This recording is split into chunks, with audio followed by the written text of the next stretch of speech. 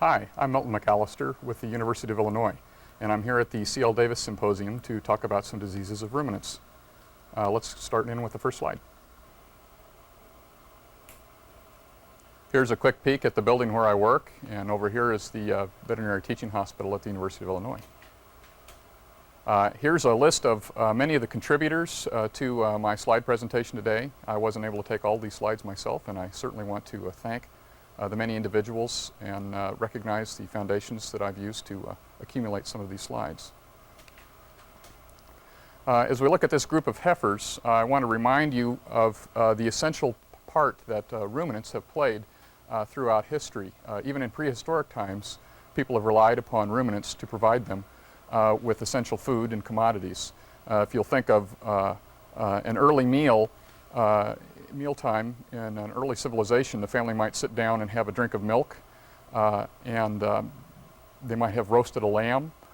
Perhaps they're having some bread, and the bread was harvested from a field that was plowed by oxen and fertilized by them. And they might put butter and cheese on that. And so that rosy picture continues today with ruminants providing much of the protein and fiber that we use in the world today. One thing that is essential to remember about ruminants is that what makes them unique is that they have a rumen.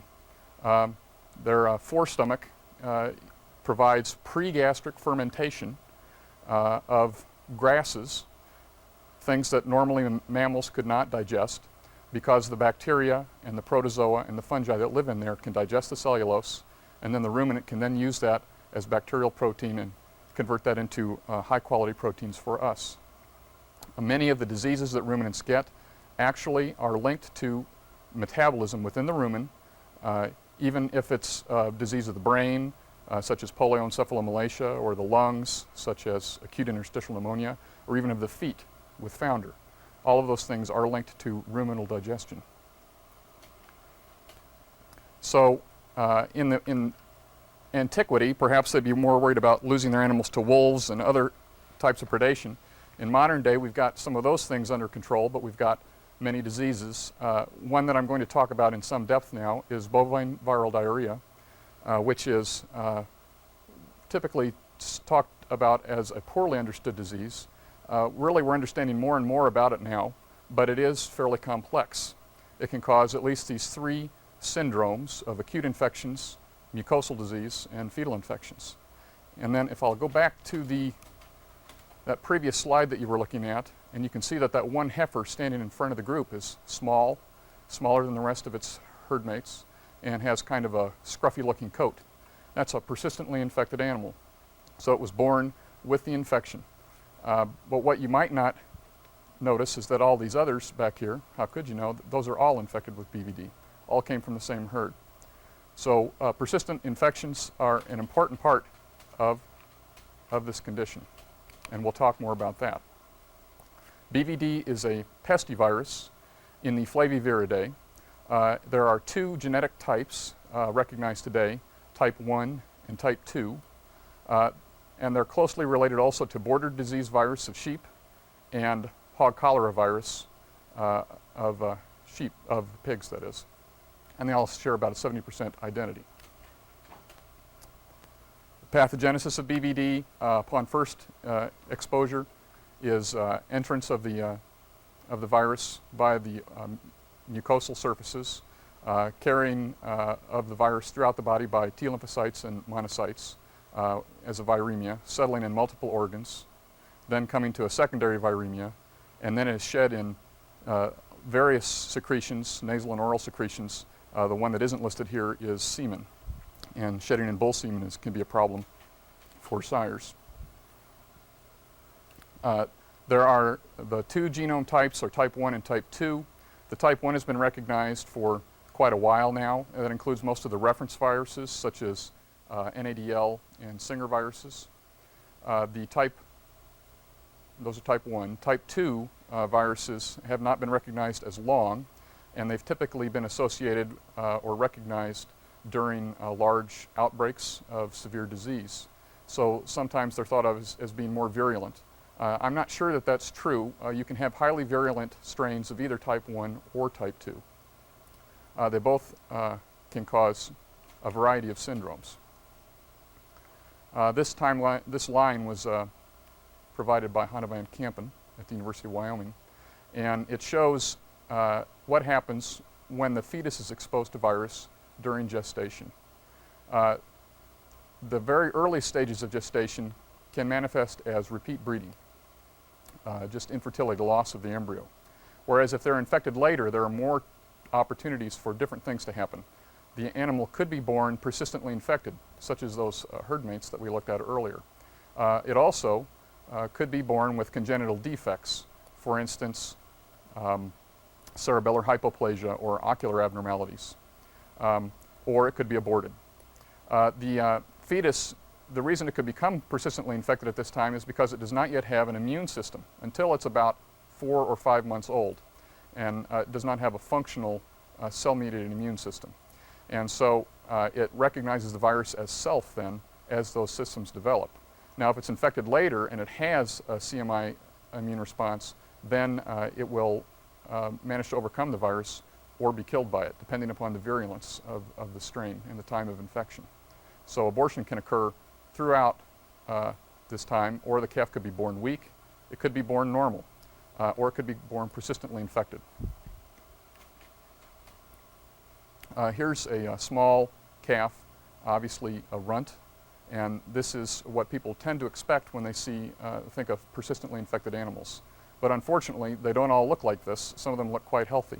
And it would actually be doing us a favor if we could recognize them this easily and get them out of the herd, because they're shedding virus all the time.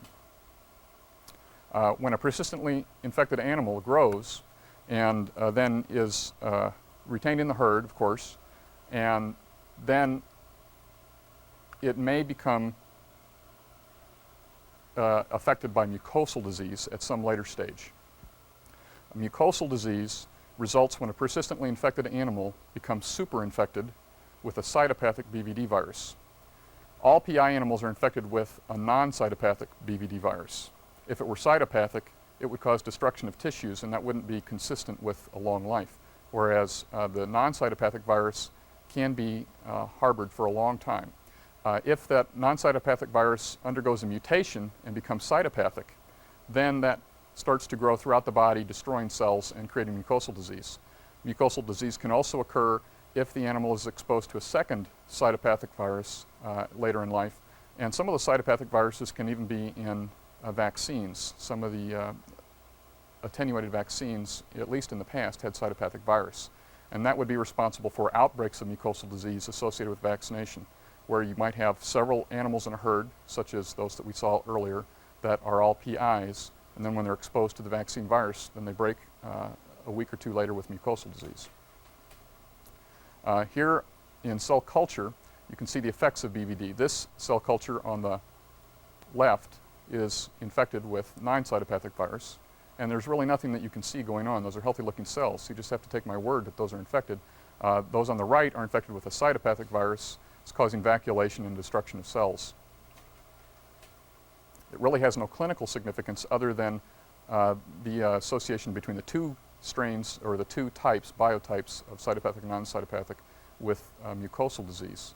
But whether an animal gets its first infection, when an animal gets its first infection, whether that is with type 1 or type 2, usually is, whether that is with cytopathic or non-cytopathic, is usually of no major importance. What's important is the virulence of the strain. Mucosal disease then is typified by large numbers of ulcers all up and down the gastrointestinal tract. Here's another closer look, and you can see these red depressed ulcers. They're multifocal, and some of them are quite extensive along the gums. It looks like a painful condition, and it is. Here's a look at the mandible. You can see large areas where it's red, and if you can probably tell that some of these are a little depressed, and these are large, extensive ulcers in the oral mucosa. This is esophagus, and there are, again, multifocal to coalescing ulcers.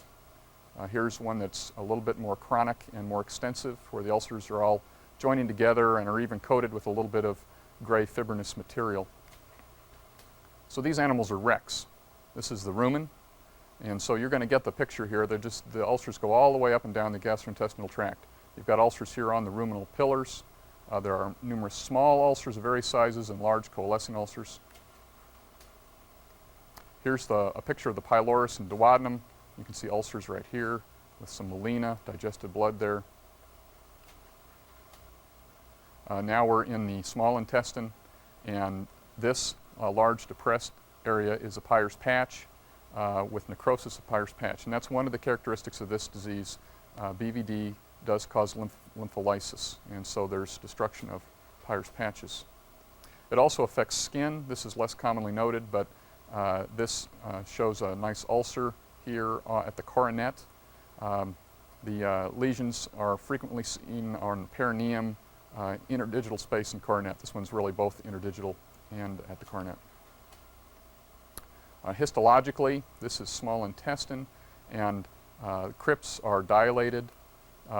There's more lymphocytes than you would care to see in the submucosa, and fewer lymphocytes than you typically see in the lamina propria. Here we are with a look at the colon.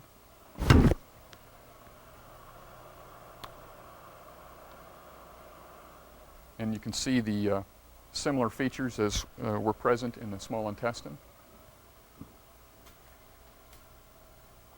Here's another persistently infected animal. This was a 2-year-old in Wyoming, and she's got a calf at her side. So her calf will, of course, also be persistently infected.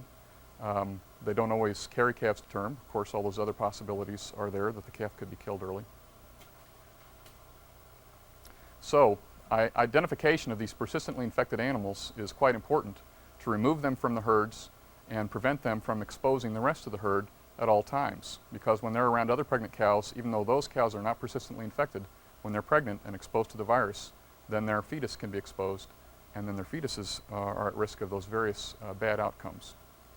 So we've got various categories of detection. One is virus isolation, antigen detection. There are various methods of antigen detection, fluorescent antibody tests, and immunohistochemistry.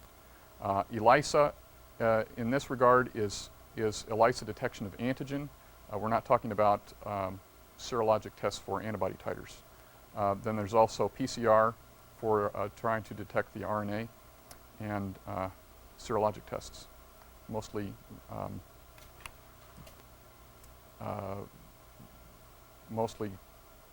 trying to come up with a word where they inhibit the virus. Okay, virus isolation has several advantages. It's good to detect acute infections, but it's best to detect persistent infections. It can be isolated from multiple tissues, and including white blood cells in blood. It can even be detected in serum. The virus grows well on embryonic testicle cells. Some people use MDBK cells. They're not quite as sensitive, probably. And then once the virus is detected, well, that is, once the virus is isolated, it can be detected using various types of monoclonal antibodies. There are a couple listed there that seem to work quite well. And then they can also be detected using fluorescent antibody techniques in cell culture. And here's a non-cytopathic isolate, and here's a cytopathic isolate with good fluorescence. Now, the Bvd Elisa is an antigen detection test where it's really kind of a microtiter or microplate method of virus isolation. It's a little faster than standard virus isolation techniques, in that the virus can be detected growing in these mini wells of cell culture within a few days. And they're detected using an ELISA method. It can be then automated and read on an ELISA reader, although most places still look at the color change manually, visually. The Bvd Elisa tests are economical, only a few dollars a test, currently at $4 or $5 depending upon the laboratory. And so they're useful for herd screening of entire animals to check for Bvd infection status. One warning, the calves should be at least older than 3 months and preferably older than 6 months old before this test is done, because maternal antibodies can tie up the virus and create false negative tests. Here's a microtiter plate, and you can see these little pink wells. Those are the positive reactions. And that's how the test is run. So you can run a large array with a large number of animals on a single plate. And that's why it can be provided at a reasonably good cost. So some of the good things about virus isolation are that you can tell what kind of biotype and genotype you have, since once you've isolated the virus, you have it to work with if you need to. And you can differentiate between vaccine virus and field isolates of BVD. But some of the problems can be, of course, maternal antibody interference. It's best for persistent infections versus acute infections. And it's also a problem that it can detect modified live virus vaccine when you're trying to determine whether or not there's a real problem. Immunohistochemistry is being used with increasing frequency for the diagnosis of BVD. It's good whenever you have tissues to examine. It can be done retrospectively, of course. And it's best to use in detection of persistently infected animals. The antigen's found in multiple tissues, and in particular it's found in skin. And there's a technique now where people are using skin biopsies, punch biopsies from the pinna of calves or herd mates, and then they place those small biopsies, generally 6 to a cassette, and then they can examine 6 of them at a time using this monoclonal antibody to screen for BVD infection. And there's some evidence that acutely infected animals will not have the antigen in their skin at a sufficient level to be detected using this technique, and so that it's PI specific. If you use virus isolation to detect PIs or the microtiter ELISA, you really should repeat in 3 weeks to make sure that you weren't detecting an acute infection versus a PI animal, which will be infected at both time points. So here's some examples of immunohistochemistry. And you can see that the brown to black staining within the cells is indicative of a positive response. I think this is in liver. Here we are in kidney, and here's a negative control, and here's positive staining within the cytoplasm of the renal tubular epithelium. So it's really a good test, as long as it's done properly and interpreted properly. One of the problems with immunohistochemistry is if people aren't familiar with it, they may overinterpret little brown blobs and little nonspecific stains here and there. You really should see the organism within the cells, outlining the cells. Here we are in the ependyma and neurons. So the organism is just about everywhere in the body. PCR is an up-and-coming technique. It's very sensitive. It has to be carefully used with negative controls for it to be valid. And one of the beautiful things about PCR is that it can be done on milk. And it can be done not just on individual milk samples from cows, but it can even be done on bulk milk tank samples. And I'm not aware of the definitive idea as to how many cows can be tested at once, how many cows can be milked out into the bulk tank and then tested and have a reliable test to detect one infected animal. But it definitely appears to be more than 100, so, and perhaps several hundred. So this could turn out to be a real boon to identifying persistently infected cows that are in the herd.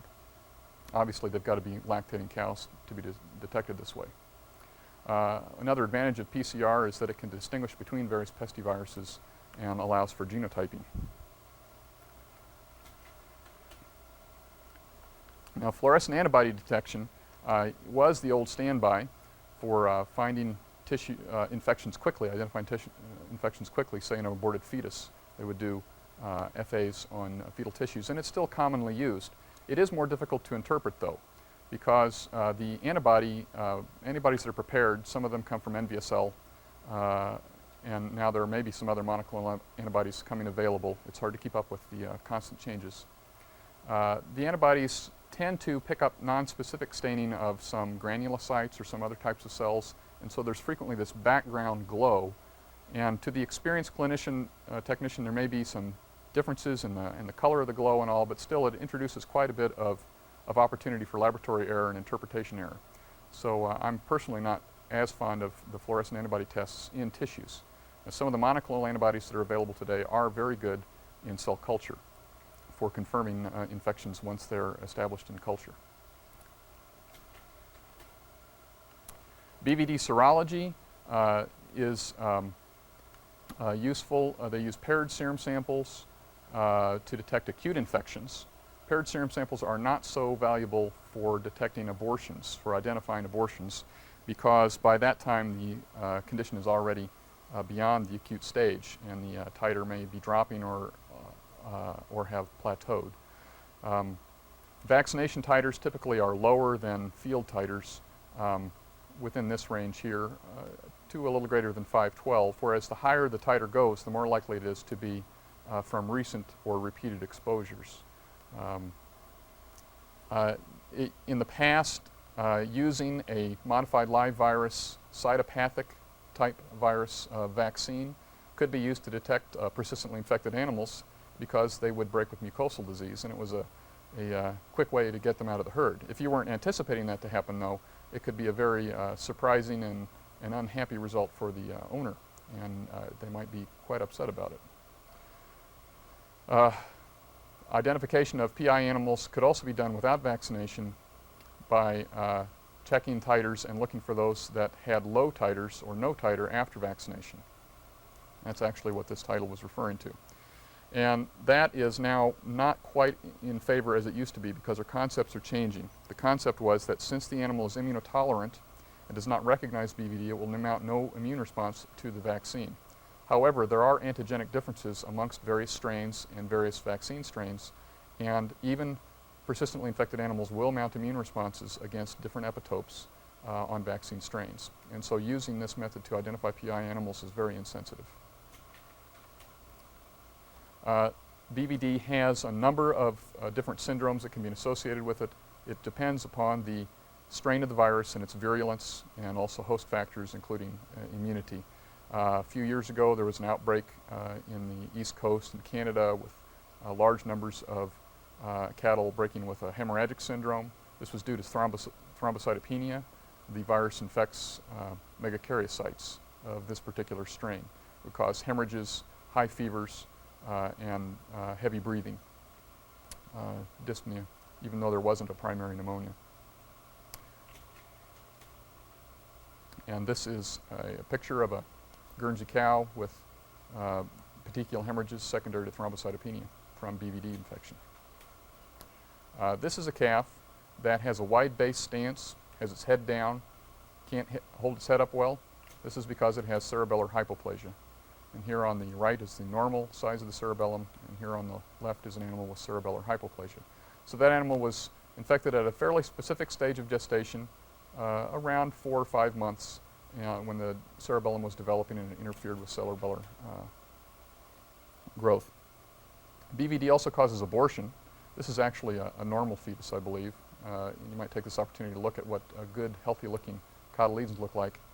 Cotyledons, you'll seldom see something that's this well preserved in a clinical specimen. But BVD really doesn't cause a lot of lesions in aborted fetuses that are diagnostically useful. It does cause thymic atrophy. That's probably the most consistently found thing, since it causes lymphoid necrosis or apoptosis. The thymus will be quite small. Histologically, it really doesn't make good pictures. There's hardly anything to show. A few lymphocytes scattered perhaps in the meninges, perhaps in the epicardium. In a term calf, maybe a stillborn or a weak-born calf, you might find small numbers of lymphocytes in the portal triads of the liver after the extramedullary hematopoiesis has gone down so that it's no longer masking the few lymphocytes that get in there. Border disease is also caused by pestivirus. This is basically BVD of sheep. And BVD viruses and border disease viruses probably can cross-infect various species of ruminants, including cattle and sheep each. However, sheep generally have border disease strains. Cattle generally have BVD virus strains. But they're closely related, and they cause very similar syndromes, mostly fetal wastage, infertility, abortions, and the hairy shaker syndrome in lambs. And here's a similar timeline to that previously. There's early in gestation, it will just cause infertility, embryonic resorption. Later on, you can get congenital defects, including cerebral cavitations. And just as in cattle, you can have persistently infected lambs with border disease virus. Abortions and stillbirths can occur throughout the whole way. Infection later in gestation generally has a better outcome, unless, of course, the animal dies before that immune response overcomes the infection. Viral diagnostics are also very similar. However, it is better to use ovine cells rather than bovine cells. Dr. Van Kampen uses ovine embryonic kidney cells for virus isolation. For the serum neutralization test, she uses ovine embryonic testicular cells. And she can also do a modified microtiter virus isolation, that ELISA type test, using these antibodies, this monoclonal antibody for detection. And this is a quick case report to give you an idea of the kind of syndrome or problems that you can see with BVD, actually border disease virus, BDV, in a flock of sheep. This particular flock had 88 pregnant ewes, and it had these various problems, some ewes that did not get pregnant, a few abortions, a couple of stillborns, a couple that were deformed, and they had 96 lambs out of 88 ewes. Well, 96 lambs out of 88 ewes is 109% lambing percentage, and that's actually quite low for sheep. And this was a flock that had been bought by the University of Wyoming, and so this other flock that was managed by the University of Wyoming and was uninfected had 160% lambing percentage. So by comparison, you can see how much money that this virus can cause. And here are the viral titers. Some of the animals were uninfected, and so their titers are here, less than 1 to 4. The titers are listed along this bottom row here, and the number of affected ewes is up here. Then the titers start in up here, 1 to 64, 1 to 128, and then most of them are way up here at this high end, with the greatest majority being at 1024, some up over 2,000, 4,000, and so on. And so this pattern where the titers are very high when they have them is indicative of fairly recent exposure. Border disease does infect wildlife, wild ruminants, and it has been isolated from pronghorn elk. The importance of this to the wildlife, or the importance of wildlife to the domestic animals, has not been shown. Now we're going to move on to another cause of fetal wastage, and that's Neosporiconinum. Neospora is a protozoal organism. It's an apicomplexan, and it is no longer the only member in its genus. There's also now Neospora husi, which has been isolated from horses with protozoal myelitis-like syndrome. This is a phylogenetic tree showing the relationships between Neosporiconinum and Toxoplasma gondii. It's usually said to be about as closely related to Toxoplasma as anything else, but apparently it's more closely related to an organism that most of us don't know much about, and that's Hemorrhagic Haydorni. Hemorrhagic Haydorni has a dog-cow life cycle, and it hasn't been well described, but there are reports of it in the literature. Hemorrhagia hemondii is more closely related to Toxoplasma gondii, so you can see that with the relationship of these four, and these two are in different, actually will probably belong in different genuses, and so there's probably going to be some renaming of these organisms, and Neospora could end up as a Toxoplasma, could stay as a Neospora, and these two, something's going to change there. The natural hosts of Neosporiconinum are mostly ruminants, cattle, goat, and deer. It does infect horses, although many reports in horses may be the Neospora husi, and it also causes infections in dogs. Other possible hosts based upon serology, and one finding of it in one lamb, but also there's serologic evidence of Neosporosis in camel and water buffalo, and in various wild ruminants, including dingoes in Australia. So it's mostly ruminants and dogs. And the clinical signs are all associated with fertility and abortion. So there's abortion, birth of weak offspring, subclinically infected animals that are born with congenital infections, and then when there are abortions, there are characteristic lesions associated with the disease, and we'll go over that. A brief review of these life cycles of these protozoans.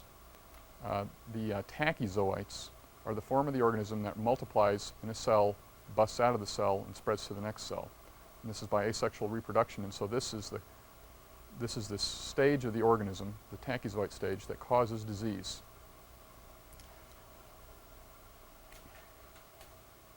And here are tachyzoites in the brain, and they're shown using immunohistochemistry. And you want to be careful using immunohistochemistry that you don't call any black dot as a positive result. But when you can see that it's got an elongate size, that it's associated with lesions that can occur in clusters, then you can say that, yes, that's a positive immunohistologic result. And those are tachyzoites. The bradyzoite is a latent form that occurs within tissue cysts. After various triggers that are unknown, tachyzoites may not rupture out of a cell, but may instead encyst, and they'll form a thick cyst wall that's intracellular, and then the tachyzoites convert into bradyzoites and remain fairly dormant. And this does not cause disease in the animal, but serves to maintain the infection in the tissues for the life of the animal, most likely, until it can be consumed by a definitive host, and the cycle then continued. Here's a picture of a bradyzoite filled tissue cyst. These tissue cysts of Neospora have a thick cell wall, and you can see large numbers of organisms in there. And here's what it would look like histologically. This one is associated with some inflammation, but this was an active infection with lots of tachyzoites too. And it has a nice thick cell wall and numerous bradyzoites. And then, once the tissues of an intermediate host are consumed by a definitive host, in this case dogs, why then oocysts will be shed. The oocysts are shed unsporulated, and after a day or so they become sporulated with infectious sporozoites within them. And then these are orally infectious to calves, to cattle. Here's a picture of an oocyst. You're not going to see these very easily. This is shed from the feces of an experimentally infected dog. And here's an oocyst after it's sporulated, and you can see the two sporocysts and sporozoites within it. So a quick recap. There are tachyzoites during the acute infection that can cause disease. They cause disease in the fetus, can cause fetal death and abortion. If the animal survives the acute stages, then the organism will encyst, and presumably that animal is then infected for life. Then if the animal is if the tissues are ingested by a definitive host, such as a dog, then sexual reproduction should occur in the gut of the dog. These stages have not been described yet for Neospora, but we do know that the oocysts are then shed into the environment. So here's a schematic showing the life cycle of Neosporiconinum as a dog-cow life cycle. If the dog ingests carcass, an infected carcass, in this case we're showing an aborted fetus, but this could be a calf that was born clinically healthy and then died 5 days later of diarrhea, or a cow or anything else.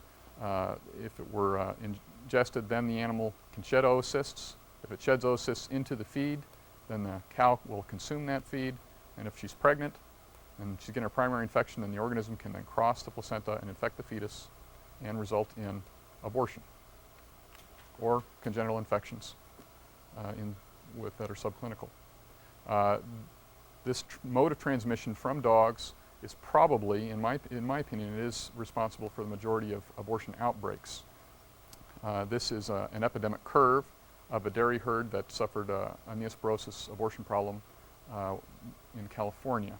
And here's the percentage of pregnant cows in the herd that aborted by week. Here's week 1. The first week had about 3% abortions, and then for 2 and 3, actually week 1 it was up there at 6%, week 2 6%, 3 at 4%, and so on. And so this is a typical feature of a point source exposure where most of those cows probably consumed Neospora oocysts in the feed. An alternative hypothesis is that the herd had a high level of persistently infected, if you will, or chronically infected cows, and that there was recrudescence of the infection that was synchronized by some immunosuppressive event, such as infection with Bvd, which we talked about earlier. However, there's no direct evidence of that in any of these cases that I'm aware of. And we are gathering more evidence in favor of point source exposures. However, there is another important aspect of the life cycle of Neosporiconinum that makes it a little more tricky.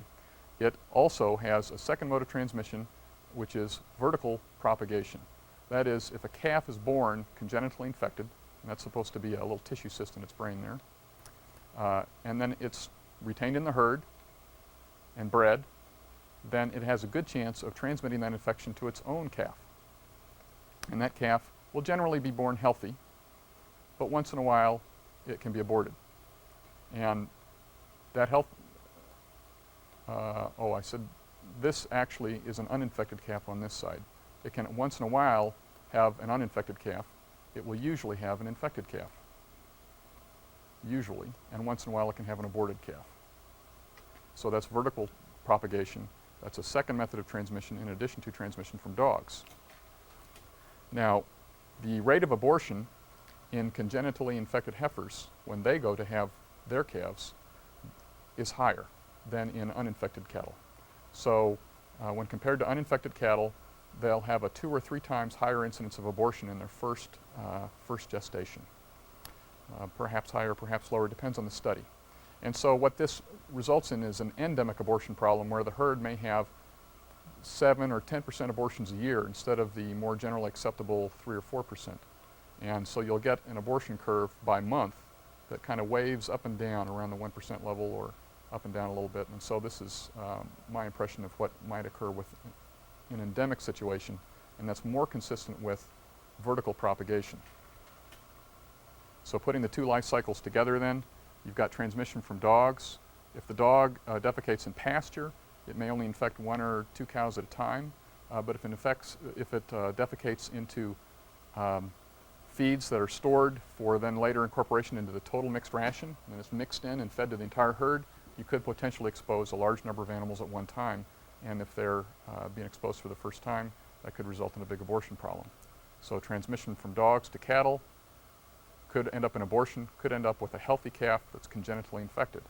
The congenitally infected calf, if retained in the herd and bred, will then transmit the infection to many of her own fetuses, which could be born healthy and infected, could be born uninfected, or could be aborted.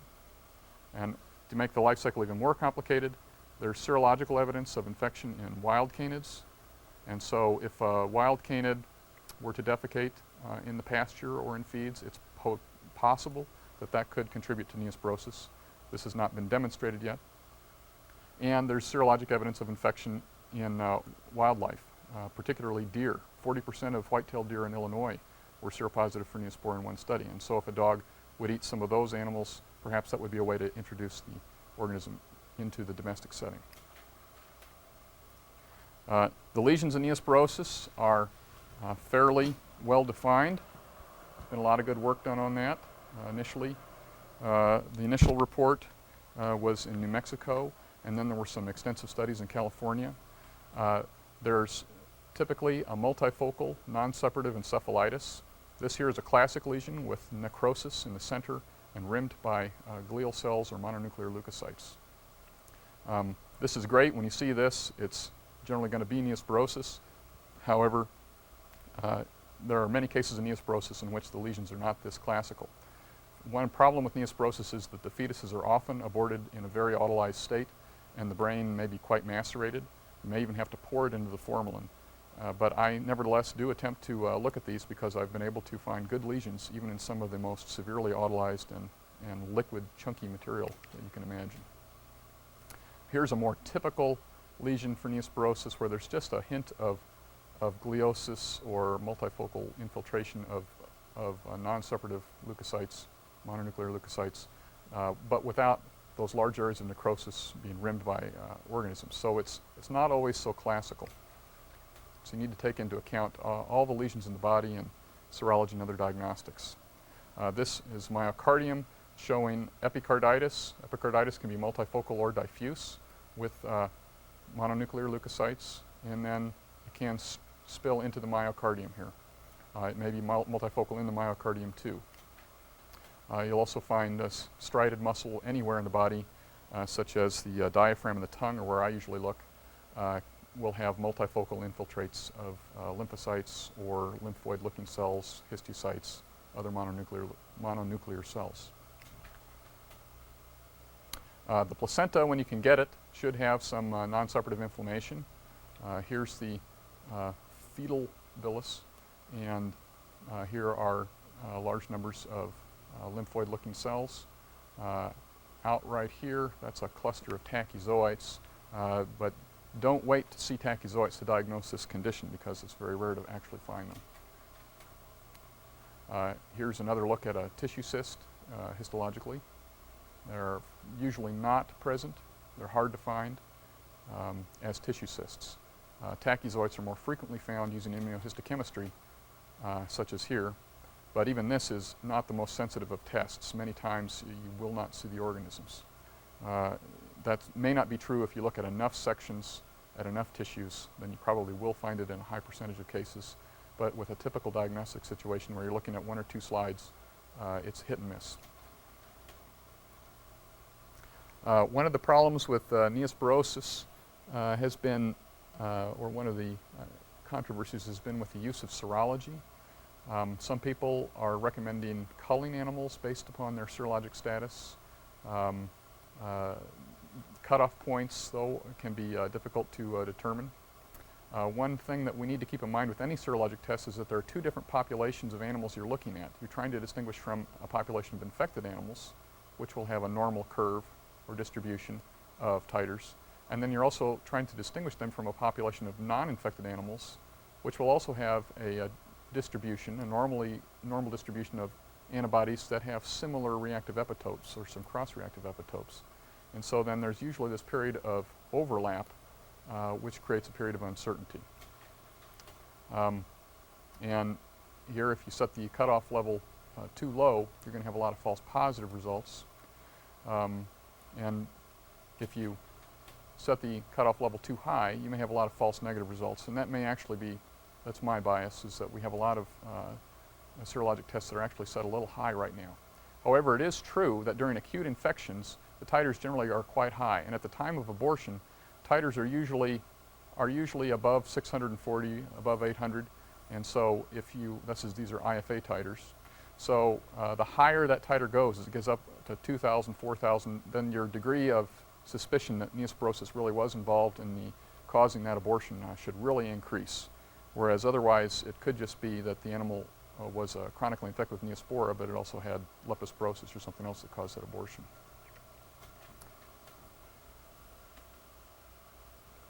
Okay, so serology can be used to rule out neosporosis as a cause of abortion because an animal should have a titer at the time of abortion.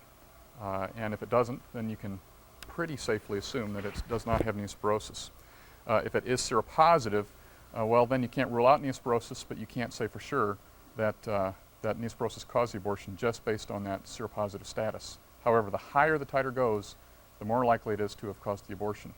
Neosporosis serology works really well on a herd basis. You can screen animals in a herd and get an idea as to whether or not the herd is infected. You'll be surprised, many herds that have a very good reproductive status have a large number of, or a small number, a variable number of neosporosis infected animals based on serology. One of the problems, as we discussed, though, is there's no exact cutoff point, and there are many different serologic tests out there. One of the more commonly used ones now is an Bvd Elisa test, which I think is working pretty well. I still use indirect fluorescent antibody tests because it's sensitive. It's very simple to use. The ELISA tests obviously have the advantage that they can be automated and you can read large numbers at a time. There are many different in-house ELISA tests being used. Most of them are pretty good. There's also a direct agglutination test for neosporosis that's been developed by Stéphanie Romand in France, and it's being used now in the United States. It's a very simple test, and its great advantage is that it can be used to test any species of animal. You don't need different reagents as a secondary antibody. I'm not as sure, I'm not as comfortable with it yet. I haven't used it to know if it's as sensitive as indirect fluorescent antibody test and ELISA. For the fluorescent antibody test, you need to be careful that you see that the entire organism is fluorescent around the entire pellicle or plasma membrane. That's a positive result, or clear around. Whereas if the fluorescence is only at one end, that's apical fluorescence, and that is a negative result. That's a cross reaction, most likely with other protozoal organisms, and that's a reaction of the apical complex at that end, at that polar end of the organism. So don't interpret this as a positive result. That's a negative result. And I don't often talk about one paper, but this is actually a rather exciting development, not just for neosporosis, I think, but for veterinary medicine in general, is the application of avidity technology to serology. Camilla Bjorkman in Sweden applied this to Neosporiconinum. And it was a new concept to me. It's been around in the human literature for a while. There's the reference. It's using avidity to discriminate between recent and chronic infections. And so this gives us a new tool to determine whether or not an animal, whether its titer is consistent with a recent infection or with a chronic infection. Basically what happens is that the antibodies that bind to antigen during a serologic test are not as strong, that bond is not as strong, it's more easily broken in recent infections, whereas an animal that has had a chronic infection, their antibodies will bind more strongly to the antigen and are more difficult to shake off. And that's the basis for this test. She runs an ELISA test. One is a standard ELISA test, and then side by side with that is another ELISA run the same way, except that she adds urea to the wells, and the urea decreases the binding of antigen antibody of those weakest antibodies are knocked off. And she measures the difference between the two as a percentage difference. So this is a good test to use. It's an up-and-coming test. I don't know that anyone in the U.S. is running it yet, but this could potentially be applied to BVD and all sorts of other types of serology too. Here I'll go through one quick case report. This was an outbreak of abortion in a herd in Illinois, and you can see that they didn't have any abortions before the outbreak, and then the abortions took about 25% of the herd that aborted. Well, this was a small herd. This was 13 cows, I believe, that aborted in a 2-month period, consistent with the point source exposure. We ran the serology on the entire cow herd using the Avidity Elisa, and we found that about 70% of the herd was seropositive, and that those titers were had a very low avidity, which was indicative of a recent exposure. So good evidence of a point source exposure there. And then we rebled the herd 2 months later, and their avidities had increased as would be expected with increasing chronicity. We also went and examined the premises, and it was a fairly clean dairy, good operation, but they did have this one feed room where they stored chopped hay, and they kept the door open on it. And you can see cats sleeping in there right now, but also they said that their farm dog slept in there. And I asked her, well, does the dog ever defecate in there? And she said, oh yes, you know, it gets mixed into the feed every now and then. So we had a suspect, and we bled this dog to run a titer on it. And normally I'm not glad at the idea that dogs can spread this disease, because it creates some problems as far as what do you recommend for control and such. I think farms should be allowed to have dogs. But this dog bit me, so I wasn't so unhappy when it turned out to be seropositive, and the avidity was quite low too. So he's a good strong suspect as having spread the infection to the herd, although we can't rule out that it was the other way around, and perhaps he ate an aborted fetus and got infected after the fact. This is a disease not just of dairy cattle. That's what most people think of, but it's also an emerging disease of beef cattle, or we have an emerging awareness of it. And there are serologic studies in Europe and in Canada showing a fairly high seroprevalence in beef cattle. And this particular Angus calf was born prematurely, was weak, and had neurologic deficits, and we isolated Neosporiconinum from this calf born in Nebraska. So, as pathologists, we help to let the practitioners know new information that's out there, and one thing is that there is something that can be done now to try and reduce the risks for contracting neosporosis, at least on a herd-wide basis. We may not be able to do anything about the individual dog pats that might be out in a pasture, but we can at least recommend that dogs not be allowed to defecate directly into feedstuffs where they might be mixed into the feedstuffs and create a critical problem if it's spread to the entire herd. Also, going the other way to try and prevent the dogs that may be on the farm from ingesting infected tissues and then shedding oocysts and contaminating the environment, it's important to dispose of carcasses in a way that keeps them from being consumed by dogs. whether that's composting or having a rendering service haul them away. Even if you still have to haul them out to the back 40 and just let them sit out there, at least consider putting up a fence around it so that dogs can't run in and eat on it.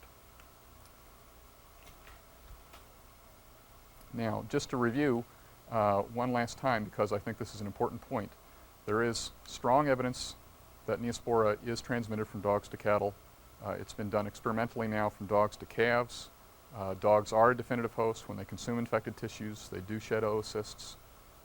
There are numerous epidemiologic tests now that show an association between neosporosis and the presence of dogs, that cattle are more likely to be seropositive if they're around dogs, and this is true in both epidemic and, surprisingly, even in endemic situations. So there's a lot of evidence out there. Okay, you may get questions about testing dogs. Someone will want to know whether or not their dog is a risk, whether or not their dog is going to spread the disease to the cattle, or whether he did. And although I showed you that example where we tested the farm dog more for curiosity's sake, it's not really helpful for making management decisions to test dogs, because we don't know how to interpret the results. If the dog is seropositive, well, then he's been infected. It's been infected, but is that good or bad? We don't know whether he'll shed in oocysts again, or whether he will be immune to shedding oocysts again in the future. So it could actually be good to be seropositive rather than seronegative. And on the other hand, experimentally, when we've had dogs shed oocysts, some of them have not seroconverted. And so just because they're seronegative doesn't indicate that they were not involved in transmitting disease. Now we'll move on to a similar disease of sheep, toxoplasmosis. Toxoplasma has a cat mouse cycle, or actually a cat, almost any warm-blooded animal cycle, and it's the prototypical organism for the whole group in which Neospora is also arranged. And when sheep are exposed to oocysts from cat feces and they consume it in their feed, then they can have abortions. If it's mixed into the feed, they can have an abortion outbreak. And here is a picture of placenta, and these are the cotyledons. And the cotyledons have these multifocal white spots on them. These are areas of necrosis. So this causes a necrotizing placentitis. The disease has very similar features histologically to Neospora in cattle, only this one is occurring in sheep and goats. Neospora occurs in cattle and goats. Toxoplasma occurs in sheep and goats. There's minimal evidence of toxoplasma in cattle, although I wouldn't say it never happens, and it appears to be minimal evidence that neosporosis occurs in sheep, although there is evidence of it in at least one case. The lesions are very similar histologically. Here's necrosis of the trophoblastic epithelium. There would also be multifocal necrotizing encephalitis, non-separative in sheep or goats with toxoplasmosis. So you have to be very careful when making a diagnosis. Here are organisms, cluster of organisms, and you couldn't tell that between Neospora and Toxoplasma. Numerous antisera will cross-react between the two organisms, and so you have to be careful when distinguishing between toxoplasmosis and neosporosis in goats. In cattle, you're going to assume most likely that it's going to be neosporosis, and in sheep, vice versa. And there are monoclonal antibodies that will differentiate between the two. If you see a thick cyst wall, if you're lucky enough to see a bradyzoite, collection of bradyzoites in a tissue cyst with a thick cyst wall, then you can call it neosporosis. If it has a thin cyst wall, it's either toxoplasma or it's an immature Neospora. We're entering hour 2 of some diseases of ruminants. We just finished talking about toxoplasma, and before that Neospora and Bvd, and now we're entering on to last few abortifacient diseases and on to new territory. Here's a regional disease. This occurs in California mostly, but also in neighboring states, in naive cattle that are introduced to the foothills and the Sierra Mountains and those regions when they're pregnant. And this is foothills abortion or epizootic bovine abortion. It is now believed to be caused by a Borrelia species. I don't know if the organism has been isolated or not, or if Koch's postulates have been fulfilled, but there is mounting evidence to indicate Borrelia, and it's spread by the soft-shelled tick, Ornithodorus coriaceus, the argacid tick. This is one of the few fetal, this is one of the few causes of abortion that actually has gross fetal lesions. Here you can see hepatomegaly. and kind of a nodular liver. And also lymph nodes will be enlarged, and I believe this is a mesenteric lymph node right here, and just being able to find the mesenteric lymph nodes indicates that they may be a little large for a fetus. Cross-section of that liver showing the multifocal to coalescing nodular pale areas in the enlarged or expansion of the parenchyma.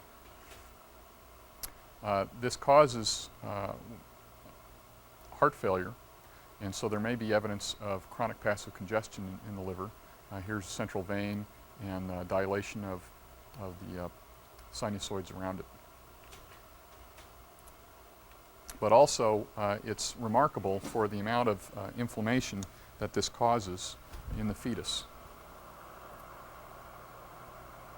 This is a picture of thymus. The thymus will be enlarged, and the individual lobules here are expanded, and then there's the cortical region is a little thin because there's expansion of the medullary regions. And as you zoom in on them, you'll find that there's proliferation of these histiocytoid type cells, macrophages. It looks pretty granulomatous really as you zoom in. And this similar inflammation occurs in multiple organs. This, I believe, is a lymph node. It's really hard to see the lymph node architecture because there's just tremendous expansion of the paracortex with these histiocytes. Inflammation also occurs in striated muscle. I believe this is cardiac muscle, and you can see the non-separative infiltrates. Looks very similar to neosporosis, actually. If you were just looking at heart and skeletal muscle, you could fool yourself. So you need to put the whole picture together. There's also inflammation in the brain, as with Neospora, although the expansion of the meninges with a diffuse infiltrate is more severe than you typically see with Neosporosis. And here's another look at brain with an area of inflammation and a little bit of, I think that's meninges, two pieces smashed together there. Perhaps not. Anyway, non-separative encephalitis. This could be confused with Neosporosis if you didn't have the whole picture, if you didn't have the gross lesions, if a practitioner did not tell you that there was an enlarged liver, didn't send you liver and thymus to look at, then you wouldn't want to go on lesions alone. Now here is an adrenal gland. This is low magnification view. You can see the cortex and the medulla, and then right here is a large area of necrosis. So that's typical. These wedge-shaped areas of necrosis in the adrenal are typical of IBR infection. We don't see that as often anymore because it's one of the diseases for which the vaccines really appear to work. It's also typically causes multifocal necrosis in the liver and also in the lung. And there's a good inclusion body right there. They're pale pink, cause margination of chromatin, and this, I'm not sure, I think that's in the adrenal. And here's a look at one from lung, and there's a good inclusion right there. If you look around, you might find a couple more. So there's necrosis in multifocal necrosis in multiple organs, and if you're lucky, you'll find inclusion bodies. Here's a picture of placenta from a lamb, and it's hypercellular. There's too many nuclei in there, so there's placentitis. And if you look, I'm not sure what stain this is. It could be a Guim cell, though the colors are wrong. But you can see this large dark inclusion inside of the trophoblastic epithelium. That's an elementary body, and this is chlamydia. Chlamydia is a fairly common cause of infection in use.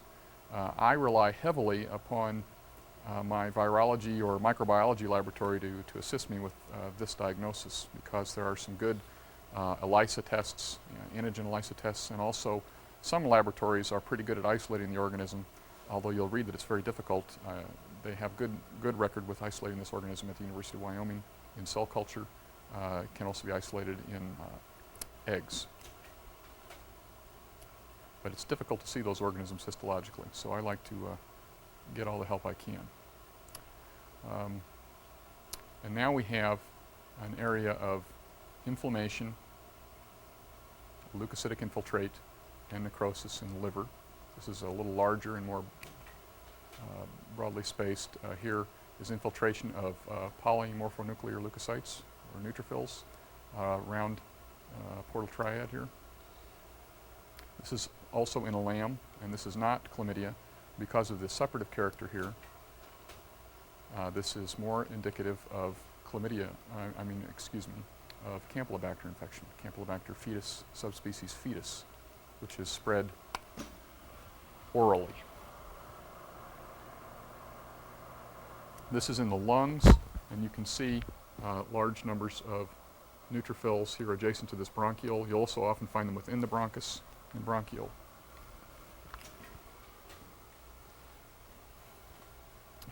Here's a closer look showing neutrophils in the lung of the fetus with Campylobacter infection. Okay, so that's not all abortifacient diseases, but those are the ones that we're going to cover, and we'll move on to another topic.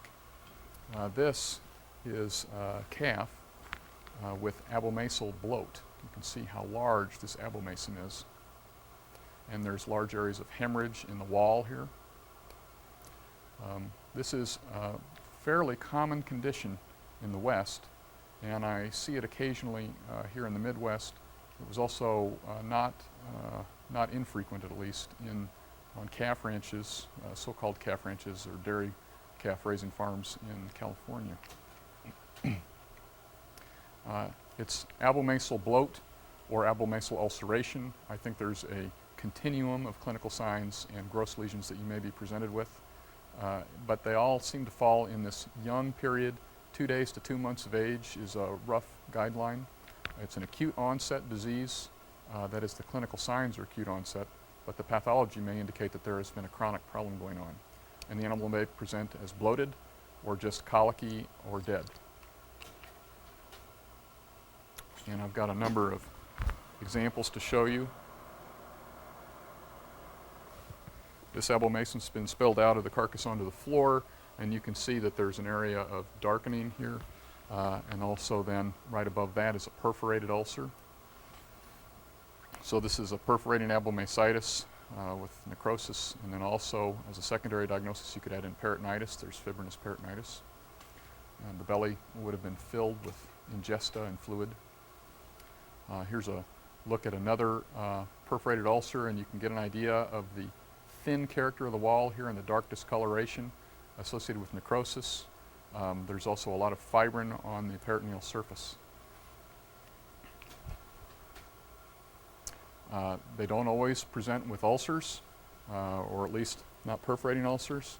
Here's a distended abomasum, and it's kind of uniformly dark red, and the reason it's uniformly dark red is because of the blood that's in it. This is a hemorrhagic abomasitis, and you can see in here the dark blood that's being drawn out.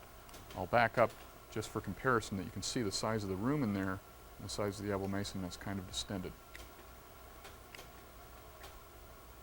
In previous literature, this disease has been tentatively associated with numerous conditions, including infections with these various organisms and copper deficiency.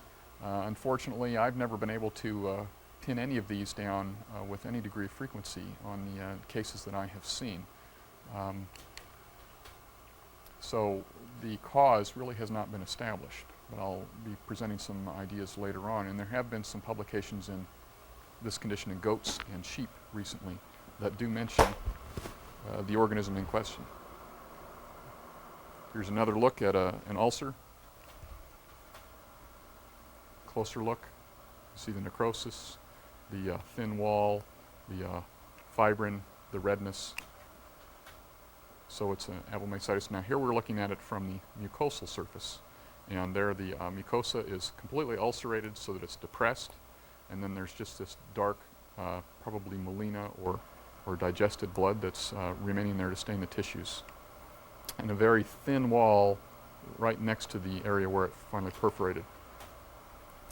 Here's another one that's got a little bit more of a suppurative type of exudate on the surface, and grayish discoloration, and diffuse reddening of the mucosa. Some of them will be very emphysematous and will even float when you put them in the formalin. Here's one that's got lots of hemorrhage in between the plicae and expanding the rugal folds.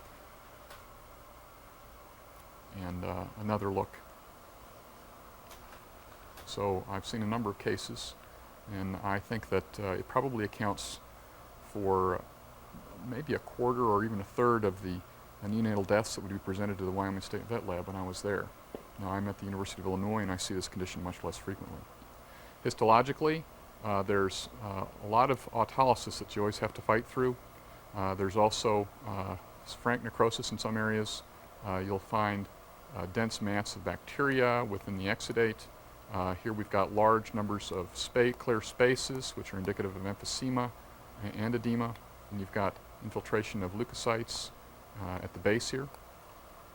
And it's devoid of epithelium at the surface. Here's another one. And this one has a lot of features that are worth looking at. One is that there's an abrupt ulceration. You can see the mucosa here, and the mucosa comes here and then just stops. And then there's this kind of volcano-like exudate extending up from here, mixed with leukocytes, bacteria, and fibrin, and large pockets that could be air. And as we get in closer, you can see that there's evidence of granulation here. You can see the parallel arrays of blood vessels coming up to the surface. And so even though this animal may have been found acutely dead, or that is found dead, or maybe found in acute distress and then died, there's actually evidence that this condition has been going on for quite some time with that degree of granulation. And there's even closer look just to demonstrate the granulation. Sometimes they're hemorrhagic, so they're not all the same. It seems to be a continuum of spectrum of diseases, so we're not sure whether all of these are caused by the same thing, or whether maybe it's a common endpoint or variations on a theme. But this lamina propria is diffusely expanded by hemorrhage. There's a really greatly distended blood vessel right here, and then the epithelium is gone. Whether that's from autolysis or necrosis, I couldn't say at this magnification. Here's another ulcer, and I imagine we're going to zoom in on it a little closer. And we start to see these guys right here. These are large bacteria that kind of grow in big clusters. They're large coccoid bacteria. These are the ones that are still fairly viable. We're probably still fairly viable because they're taking up the hematoxylin. There's a bunch of them right up in here too, a whole thick mat of them, but they're pink.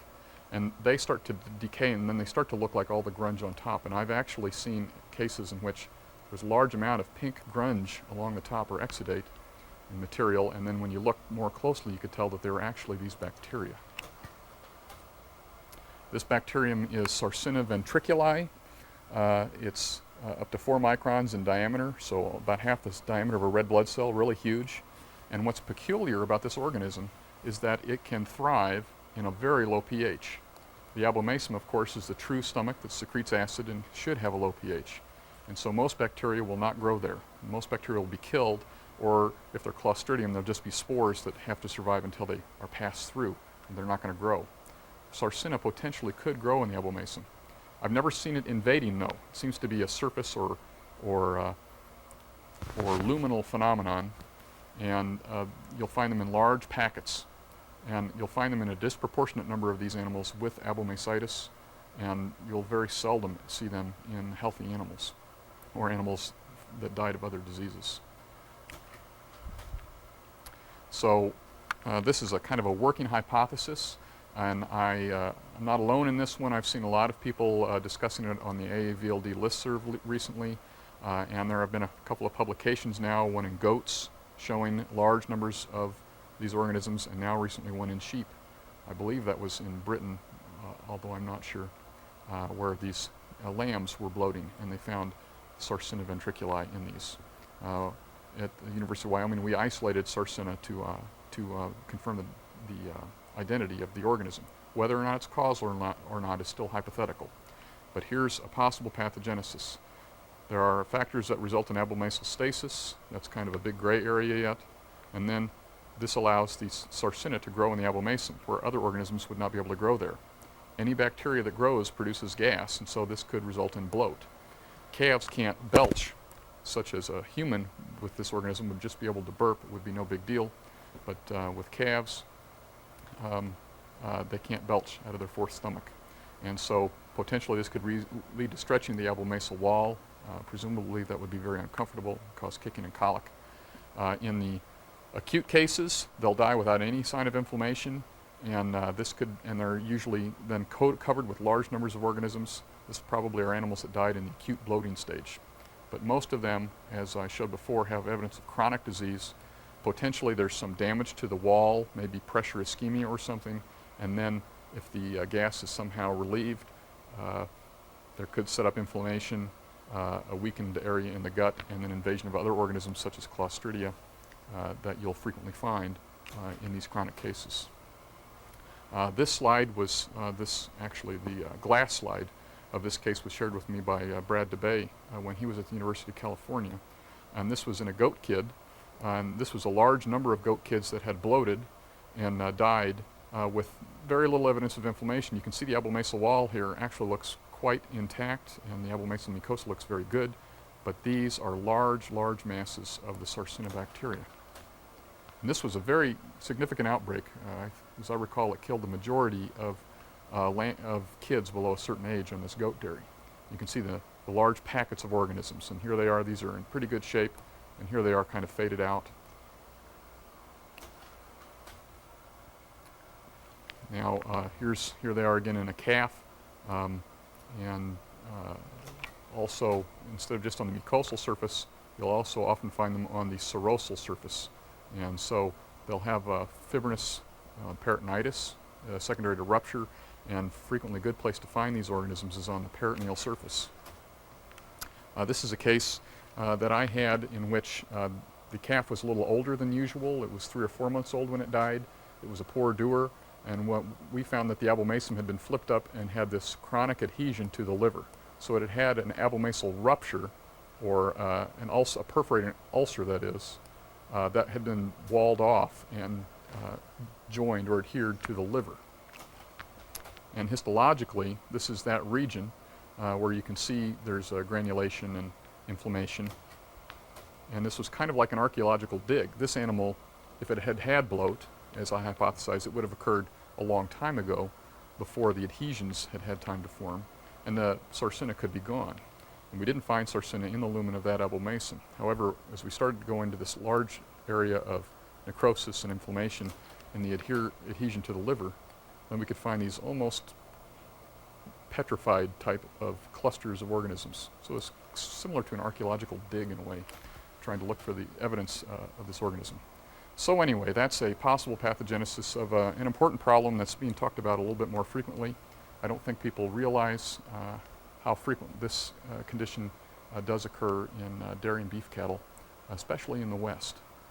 But it's also been reported quite a bit in Europe, so I'm not sure if there's something different about the East Coast or if maybe we just haven't recognized it as often. And now we're moving on to the small intestine. So I guess we're going to go through the intestinal tract.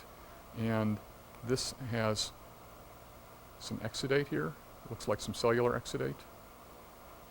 And some exudate here. It looks a little hypercellular, so probably inflammation, and it is.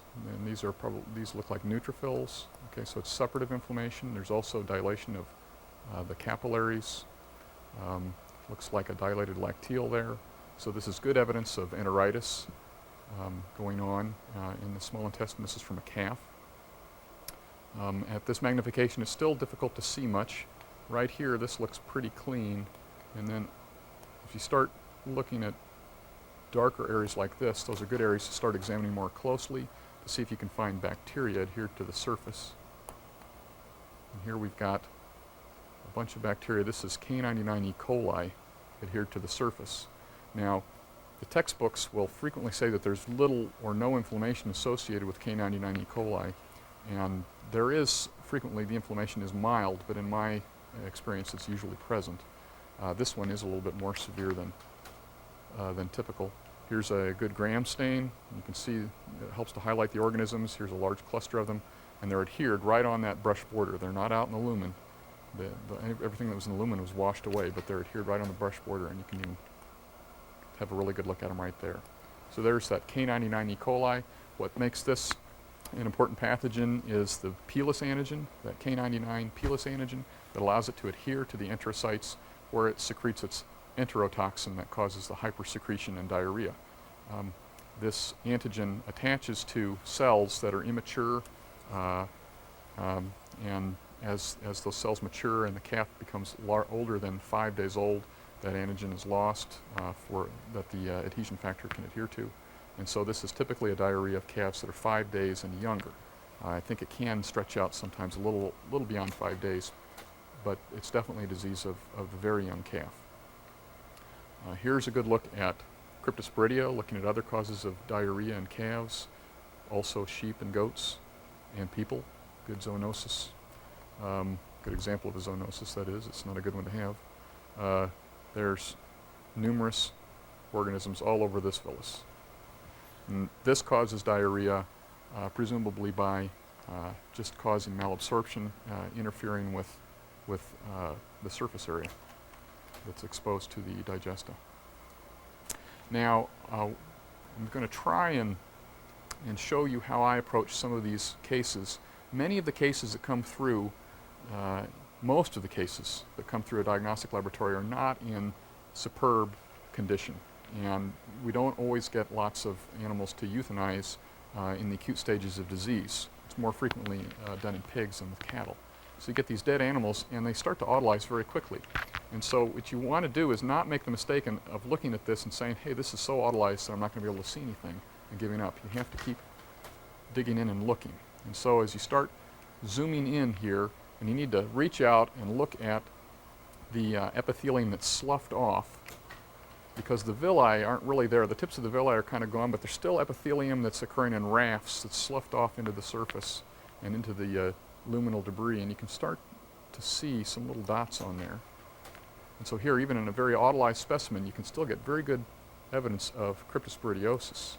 And if you're looking carefully, you'll also see evidence of adherent bacteria here. These are smaller than the cryptosporidial organisms, and this is E. coli. Here's another look at Cryptosporedia in a very autolyzed specimen. And there we are at oil magnification. And looks like there's a little E. coli on this one too. Just on that little piece of grunge out there. But you can tell it's epithelium. Here's another piece right here. So mixed infections are very common in neonatal diarrheas. Here's another example of an autolyzed specimen, but yet you can still find some good areas. This one actually has more of a villus left to it and large mats of bacteria. Large mats of bacteria up here too.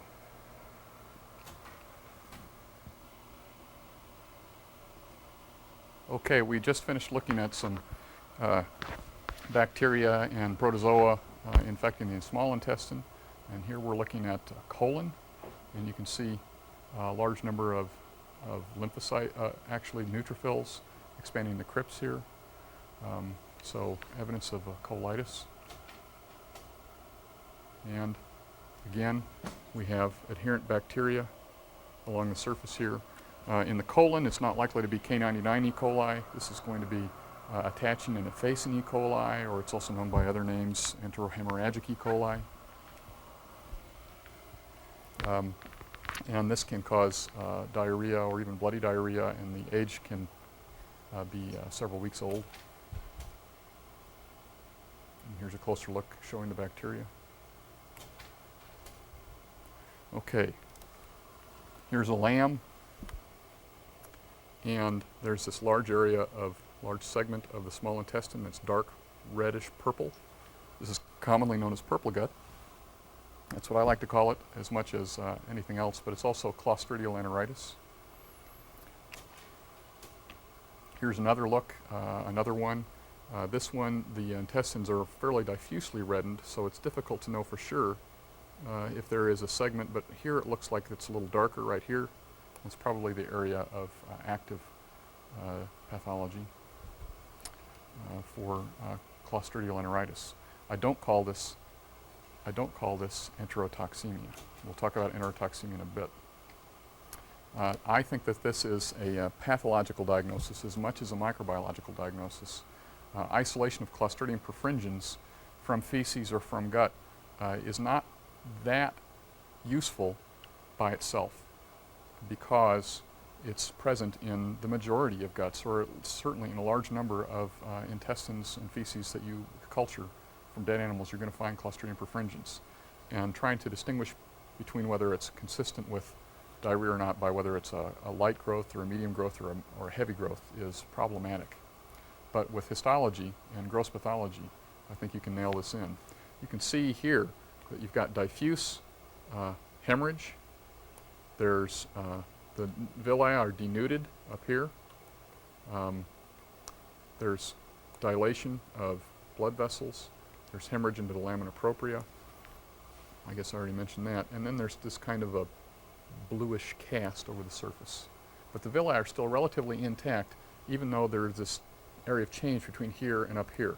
And so you've got to learn to differentiate this from autolysis, because of course the surface of the villi are going to autolyze first.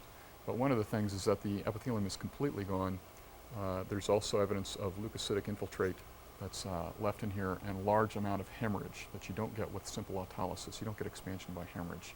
And then also, again, you've got this blue cast over the surface, kind of a fuzzy mat. And as you come in, you can start to see the bacteria that are adherent on the surface. Here's some of the longer ones right there. And a gram stain helps to show the large numbers of gram-positive organisms on the surface there. So this, there's no doubt, this is Clostridial enteritis, caused by typically Clostridium perfringens type C. I was involved in an unpublished study of several dozen animals in which we identified the ones pathologically that we thought were Clostridial enteritis and had them typed by genotyping, and the vast majority of them were type C.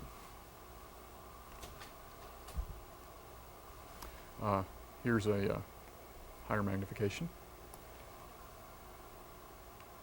It's just loaded with them. Now, you won't always find them adhered to the surface just like this, but you should find large numbers of clostridial rods there if you're going to have any confidence in this diagnosis. Now, the villi are not always spared. Here's a segment of intestine in which the villi are pretty much gone, and you can see that there's this zone of fairly healthy tissue down here, and then this expanded zone. This is more than autolysis because it's expanded, and it's full of pink debris and necrotic cellular debris and fibrin up here, but the villi are gone. It's just a fused mat up here. Oh, and I suppose I should mention that the entire wall is thickened. There may even be emphysema in the peritoneum. That could be edema. It's hard to tell from here. And again, this is covered with a gram-positive bacterial rods. Now we'll talk about what I consider to be true enterotoxemia. But it's very confusing. Even in the literature and amongst different pathologists, they'll use enterotoxemia when they're talking about Clostridium perfringens D, or when they're talking about Clostridium perfringens C, what I refer to as Clostridial enteritis or purple gut. This is a sheep, and its head is turned back. Its legs are stiff. It could be dead, but it could also just be in seizure. Here the intestinal tract is dilated, but it doesn't have large areas of dark purple hemorrhage, but it does have echymosis. There may be edema in the mesentery of affected animals. There's typically hydropericardium. It may not be a lot, but there will be some excessive fluid around the heart, and it's good to measure the blood glucose or estimate the blood glucose by measuring the glucose level in that pericardial fluid, because this disease does cause hyperglycemia. And here we've got areas of necrosis in the midbrain and thalamus, called focal symmetrical encephalomalacia. And here's an even better view of it. Frequently, the animals die before they get lesions this severe. And frequently, you will not even find brain lesions in these animals. But they do have the CNS signs, and they do die rapidly. It's because of infection with Clostridium perfringens type D, proliferation in the gut. But rather than secreting the beta toxins that cause necrosis of epithelium, excuse me, I'm getting ahead of myself, they secrete an epsilon toxin that has effects on vascular epithelium and cause edema and vascular problems. And it's, for some reason, has a predilection for this area of the brain. So that will be Clostridium perfringens type D, or Clostridial enterotoxemia. Now we'll move on to diseases associated with ruminal metabolism. And this one, I've got a good picture. This one was shared with me by David Getze a long time ago, of a natural case of polioencephalomalacia in a bovid. And the fluorescent areas under ultraviolet light are indicative of areas of necrosis. And they're limited to the gray ribbon, to the gray matter, so they're mostly on the surface. Sometimes you'll find them in gray matter in the thalamus or the midbrain down in there. Now you'll notice I left the title on. This is an old title, but it's still the major emphasis that I wish to portray is the polioencephalomalacia, although it may have different causes, including lead poisoning, water deprivation, and altered thymin metabolism. The major cause that we find is sulfur toxicosis, that is excessive dietary sulfur. It's not related to thymin metabolism. And I just couldn't resist putting in this picture of Rue Jensen. He described this condition and named it polioencephalomalacia, which is just a morphologic term, back in 1956. And there's never been a better description since, although someone else redescribed it and named it cerebrocortical necrosis, which is pretty much synonymous. The lambs, ewes, goats, cattle can be affected. It can affect basically any ruminant. It's been described in antelope and bison, and they'll have CNS signs, of course, head pressing, blindness, bruxism, ear twitching, things like that, till they go down. They may seizure terminally, and then eventually may die. But the mortality is not always as high as people think. Sometimes the mortality can be quite low. I guess the cerebral cortex isn't always in high demand in ruminants. So here's a breakdown of the terminology. Polio simply means, polioencephalomalacia simply means softening, which is equivalent to necrosis, of gray matter in the brain. And cerebrocortical necrosis means death of gray regions in the brain. So they're very similar terms, and they mean the exact same thing. So there really isn't a difference between polioencephalomalacia and cerebrocortical necrosis. The idea that polio is sulfur poisoning and cerebrocortical necrosis is thymin deficiency isn't really very practical, because you can't tell when you're looking. Here's an acute lesion where there's edema and swelling in the white matter underneath this dark brown area of gray matter that's necrotic. Here's a chronic lesion. So this calf survived for some time after the initial insult, and so then the necrotic areas then became softened, and there was liquefactive necrosis. You can kind of see that this is kind of gelatinous looking stuff that may be poured out, and microcavitations here within the gray matter. The white matter is unaffected. There may be a little hydrocephalus here that may be compensatory. And of course, one of the useful diagnostic features for gross pathology is to put this under ultraviolet lamp, a Woods lamp, and look for those areas of fluorescence. And they're, as I said before, they're restricted to the gray matter ribbon or occasionally down in deep gray matter. And I think that there's no etiologic significance whether or not you find necrosis in the deep sections. It's just a matter of the severity of the disease in that particular animal. So I'm going to talk a little bit about sulfur and how this relates to the pathogenesis of this disease. Sulfur is ingested in numerous forms, usually as in sulfate salts and also in amino acids. but it can occur in various other things. There have been conditions of incidences of polio associated with sulfur poisoning, particularly after fertilization of a field. Sulfur compounds are metabolized in the rumen by the bacteria, and the bacteria use sulfur in anaerobic metabolism, much like aerobic organisms use oxygen to in the electron transport chain. And so they take that sulfur and they turn it into sulfide, S-2, the anion, and then that can combine with hydrogen. Instead of forming H2O, water, it forms H2S, hydrogen sulfide gas. And sulfide or hydrogen sulfide gas, either one, are potent cellular poison. They interfere with cytochrome oxidase in the electron transport chain, and thus are going to affect tissues that have a high metabolic demand, such as neurons, perhaps. In the normal course of events, the concentration of this toxin is very low because it's then further incorporated into bacterial proteins that contain sulfur-containing proteins such as cysteine.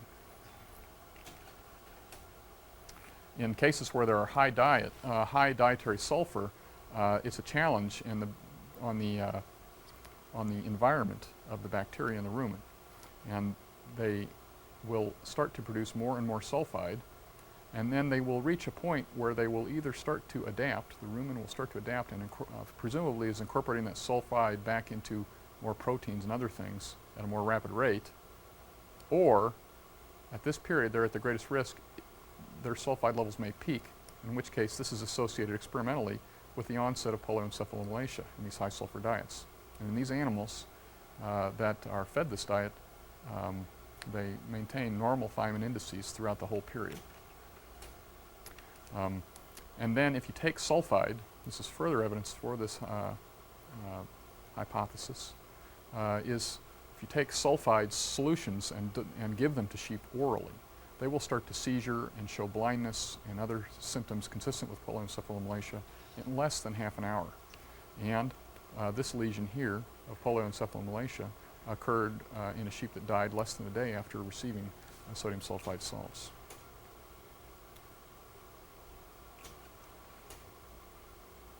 So I'll take you through a couple of quick case reports. The first one involved a large beef feedlot that had recurrent outbreaks of polioencephalomalacia 3 summers in a row. And during the hottest summer months, we'd have more than 200 cases, more than 250 cases a month of cattle developing what they called brainers, which clinically appeared to be polioencephalomalacia. They had drilled a new water well. They drilled that new water well right about in this period here. And this is years, 90, 91, 92. They didn't have a polio problem or a brainer problem before they drilled that new water well, and then every summer they had these big spikes in the incidence of polioencephalomalacia. Now 1% a month may not seem like a lot, but it really is when you've got a large feedlot. It turns out that that water had a very high sulfate content, although I've seen much higher, 2,500 parts per million sulfate. And of course water intake increases dramatically in hot weather, and so that would also increase the amount of sulfate or sulfur that those animals were ingesting. And so you could see by this chart about how many grams of sulfate that they would be ingesting in the winter, 40 degrees, versus on a hot summer's day when they'd be having well more than twice as much ingestion of water and therefore ingestion of sulfur. So total dietary sulfur is supposed to be kept, as a rule of thumb, below 0.4% on a dry matter basis. And this can be confusing when you're talking about sulfate in the water, but still when you figure out the diet that those animals are having, you're supposed to evaporate all the water out of that and figure it on a dry matter basis. So 0.4% total sulfur is about as much as ruminants are supposed to have as a maximum. And experimentally we find that that's about right. You can induce polio in some animals a little below 0.4%, but not consistently. You get it above and the incidence goes way up. Total dietary sulfur in the feed and water in this particular feedlot was 0.67%. And we went back and examined the records and found that after introduction to the feedlot, the peak incidence of polio would occur about between 15 and 30 days after introduction to the feedlot. So it roughly corresponded with the incidence, the occurrence of polyoencephalomalacia in experimental steers as their sulfide levels would start to rise once they were introduced to the high sulfur diet. We also measured ruminal sulfide levels in cattle in the feedlot at during the risk period at about 3 weeks, and again after a month when the risk went way down, and found that the sulfide levels were much higher at that 3-week period, and their thiamine levels were all normal. Now, practically speaking, there is a simple and fairly effective test that can be done now in the field to trying to determine whether or not cattle are at risk for developing sulfur-related polyoencephalomalacia. And this has been developed by Dr. Gould at Colorado State, who shared these slides with me. Here they're inserting a needle into the paralumbar fossa, the left paralumbar fossa of an animal, into the rumen gas cap. And then they've got that attached to this little contraption here, which is a volumetric pump that they can pull back and aspirate a known quantity, a known volume of ruminal gas then through this pump. And then attached in front of that is a little hydrogen sulfide detector. And so this is a way of measuring the sulfide in the gas cap of these animals. There's a closer look at their apparatus, and there's the little glass tube that they're sucking this gas through.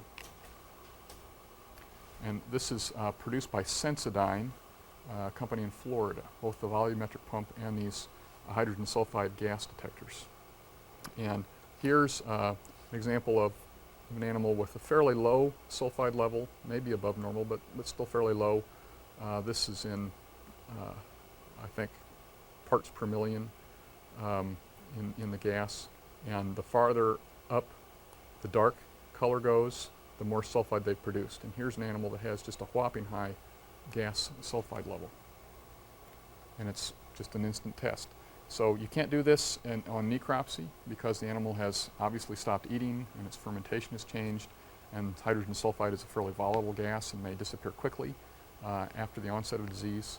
But you can go into the field or recommend this to practitioners even. It's not an expensive test to run, and they can survey. And here's an example. This is, again, Dr. Gould and I believe Guy Lonergan performed this experiment where they induced polyoencephalomalacia in a group of calves by feeding them a high sulfur diet. And here's the sulfide levels that they measured in them compared to a control group that didn't have the high sulfur. And you can see that there's just much higher hydrogen sulfide levels in the gas cap. When they took this to the field, what they found was that the animals in a field outbreak, they took this to a field outbreak and found that the animals with polyoencephalomalacia by now had fairly low sulfide levels. It's because they were already ill. This is something that has to be done before the onset of the disease. But that doesn't make it useless because you can go back and you can measure the sulfide levels in the herd mates that have been on feed about the same time and are at the same period of risk. And they found very high levels of sulfide in their herd mates. And so this is consistent with hydrogen sulfide or sulfur-induced polyoencephalomalacia. And we'll go on to a little bit of the histopathology. This is a normal section of brain just to help you orient. And here's an area where the neurons are shrunken, eosinophilic, and necrotic. There's a little bit of perineuronal edema up here, and a little bit of fragmentation of the neuropil.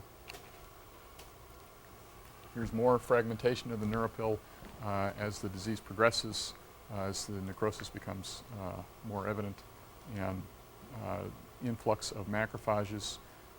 Histologically, I call this malacia. Some people say that malacia is a gross term only because it means softening, and you can't see malacia, you feel it.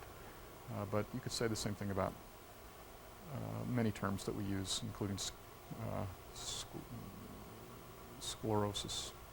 So I call that malacia. But you can call it cerebral necrosis, that would be fine. And there are the shrunken neurons, perivascular edema, fragmentation of neuropile. And here's a ranch in Wyoming that had an annual problem with this condition. And here's their water, and you can see it has these white deposits all around that pond. as the pond would get low in the summertime, why those white deposits would form. Those are sulfate salts. It's high sulfate water. So again, these conditions are related to the rumen. If you're dealing with ruminants, you have to keep in mind the importance of ruminal metabolism on many conditions, even if it's the brain, or in this next case, in the lungs. This is an edematous lung, and this is typical of atypical interstitial pneumonia, or sometimes called acute interstitial pneumonia, fog fever, and other names. This is associated with metabolism of tryptophan and production of toxic products that are pneumotoxicants. Actually, they damage the endothelium. Sometimes they'll develop respiratory distress that will lead to lots of emphysema. And these slides were shared with me by Dr. Gould again, and they show the acute effusion of fibrin forming these hyaline membranes within alveolar spaces in the lungs. Low magnification and slightly higher magnification view. So this is the early acute stages of the disease. Animals that survive then develop an epithelialization, and they get type 2 pneumocyte proliferation all along here. Here's normal alveolar spaces, and here you can see how cellular this is. There isn't so much exudate anymore, it's just a matter of the epithelial proliferation. Now, one thing that interstitial pneumonia can be confused with, that is the metabolic condition, can be confused with bovine respiratory syncytial virus infections. Here is a BRSV infection, and you can see these syncytial cells. There's also more leukocytic exudate. There's effusion into the alveolar spaces, but there is this hyaline membrane formation sometimes, or lots of fibrinous exudate. And here's another view. Let's see if I believe that this here and this here are actually inclusion bodies. It's very rare to see inclusion bodies because the cases, the viral antigen seems to disappear very quickly in the acute cases in the dead animals. It's very difficult to get virus isolation from necropsy cases or even confirmation using ELISA tests. The antigen seems to be very labile. So the easiest way, or probably the most effective way to diagnose this is go to the living animals and get nasal swabs. Okay, I'll talk briefly about scrapie. This animal is not just got a shaggy hair coat, but it's also quite thin. And it's a black face suffix, which, unfortunately, suffix seem to be predisposed to scrapie compared to some of the other breeds. Here you can see the large vacuoles. These are within neurons. This is in the medulla.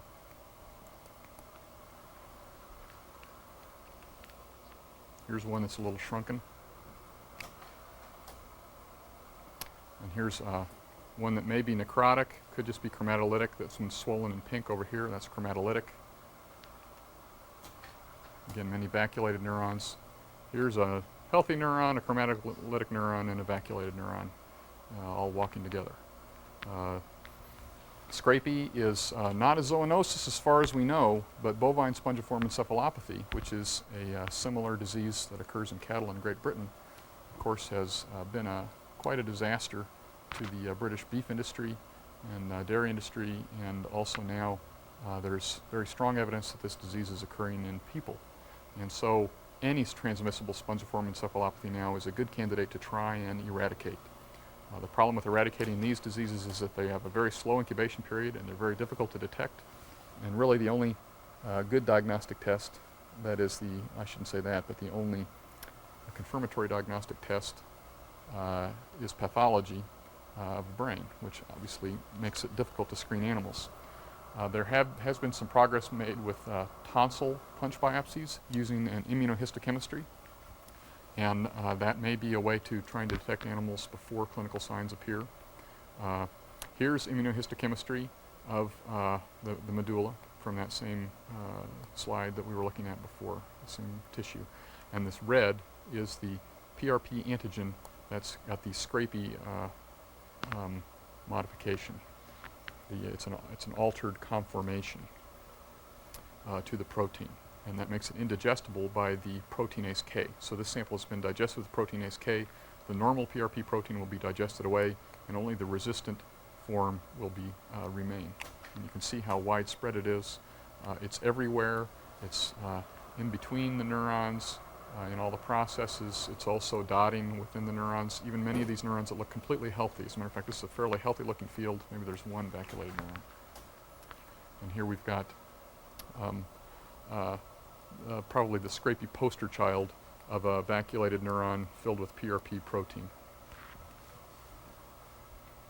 This, as is zoonosis, it is of some concern to the histotechs that they change knives between sampling these tissues. The PRP protein with the scrapey infectious agent can survive routine formalin fixation, and there's a potential for transmitting it, from cuts. The organism can be killed by some very extreme measures of high heat and temperature, but beyond routine autoclaving, and also with bases, sodium hydroxide bases. Digestion chambers to digest away some of these sheep carcasses might be a good way of disposing them. They can't be rendered. And now abomasal emptying defect is another condition of Suffolk sheep. This abomasum is huge. See, it's filling the entire body cavity. Here's the liver. Here's the possibly here's the rumen here. You see the abomasum is as big as the rumen. And this is conditions almost strictly of Suffolk sheep. Here the abomasal-omasal orifice is quite dilated, so you can fit your hand through it. It's normally closed. It's a problem with motility. The abomasum has just lost its motility, which prompted me to look at the celiaco-mesenteric ganglion, because this is the autonomic ganglion that innervates this organ. And I don't have a control to show you, but it does look to have fewer neurons than is usually present. And here we're going to zoom in on this swollen one here. So I did find some changes. This is a chromatolytic neuron. It's quite swollen and pink. You can't see the nucleus anymore. Here's a neuron that to me looks necrotic because it's got a fragmented feathery edge and is deeply eosinophilic. So this has not been published, but it is possible that abomasal emptying defect in sheep could be a dysautonomia. I have seen it occur in outbreaks. Nobody really knows the etiology, but it does not appear to be strictly genetics, although it's genetic in that Suffolks are predisposed. It can occur in outbreaks, which is not consistent with other proposals such as scrapey or genetics by itself. And that's about all I have time for today.